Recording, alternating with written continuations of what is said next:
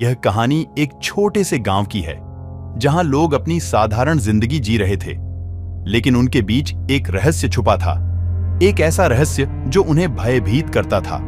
यह कहानी है नागिन की, जो अपने प्रेमी की मौत का बदला लेने के लिए हर पूर्णिमा की रात को गांव में आती थी। गांव की स्थिति, गांव का नाम था नागेश्वरपुर, जो घने जंगलों के बीच बसा हुआ था। गांव के चारों ओर ऊंचे पहाड़ थे और गांव के पास एक पुराना मंदिर था जिसे नाग देवता का मंदिर कहा जाता था।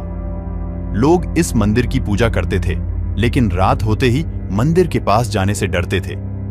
गांव में एक कहानी प्रचलित थी कि इस मंदिर में एक नागिन रहती है जो हर पूर्णिमा की रात को बाहर निकलती है। कहानी की शुरुआत, यह घटना बहुत पुरानी है। नागेश्वरपुर गांव के एक नौजवान, नाम था अर्जुन, की शादी गांव की ही एक सुंदर कन्या राधा से होने वाली थी। अर्जुन और राधा एक दूसरे से बहुत प्यार करते थे। उनकी शादी की तैयारियां जोरों शोरों से चल रही थी, परंतु किसी ने सोचा भी नहीं था कि उनकी खुशियों को नजर लग जाएगी। अर्जुन और नागिन का मिलन, एक दिन अर्जुन जंगल में लकड़ी काटने गया। वहां उसे एक घायल नागिन मिली। अर्जुन ने अपनी परवाह किए बिना नागिन की मदद की और उसे सुरक्षित स्थान पर पहुंचाया। नागिन ने अर्जुन को धन्यवाद दिया और कहा, तुमने मेरी जान बचाई है, मैं तुम्हारी कृतज्ञ रहूंगी। अर्जुन ने उस नागिन की बातों को सामान्य मानकर छोड़ दिया। शादी की रात, अर्जुन और राधा की शादी का दिन आ गया।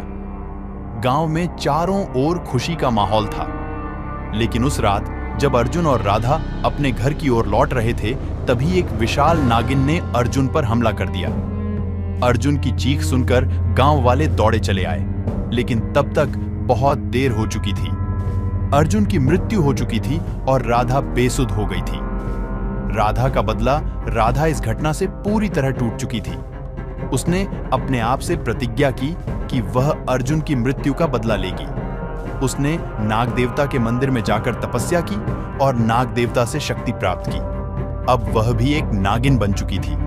नागिन का आतंक, राधा ने अपने नागिन रूप में हर पूर्णिमा की रात को गांव में आतंक मचाना शुरू कर दिया। वह हर उस व्यक्ति को मार डालती जो अर्जुन की मौत के जिम्मेदार थे। गांव के लोग उसके भय से थर थर कांपने लगे थे। वे समझ नहीं पा रहे थे कि कैसे इस नागिन से बचा जाए। गांव के बुजुर्ग की सलाह, गांव में एक बुजुर्ग व्यक्ति था जिसे सभी लोग सम्मान से सुनते थे। उसने गांव वालों को बताया कि नागिन का आतंक तब तक खत्म नहीं होगा जब तक कि उसकी आत्मा को शांति नहीं मिलती। उसने यह भी बताया कि केवल अर्जुन के सच्चे प्रेम से ही नागिन को शांति मिल सकती है। गांव वालों का प्रयास, गांव वालों ने मिलकर अर्जुन के नाम से एक विशाल मंदिर बनवाया और उसकी पूजा शुरू की। वे हर पूर्णिमा की रात को अर्जुन और राधा की प्रेम कहानी सुनाते और उनकी आत्मा की शांति के लिए प्रार्थना करते। धीरे धीरे नागिन का आतंक कम होता गया और एक दिन नागिन ने गांव छोड़ दिया। समाप्ति, गांव वालों की मेहनत और सच्ची श्रद्धा ने आखिरकार नागिन को शांति प्रदान की। नागेश्वरपुर गांव फिर से सामान्य हो गया। लोग अब भी उस नाग देवता के मंदिर की पूजा करते हैं और अर्जुन राधा की प्रेम कहानी को याद करते हैं। यह कहानी हमें सिखाती है कि सच्चा प्रेम और विश्वास किसी भी भयानक स्थिति को बदल सकता है और हमें शांति प्रदान कर सकता है।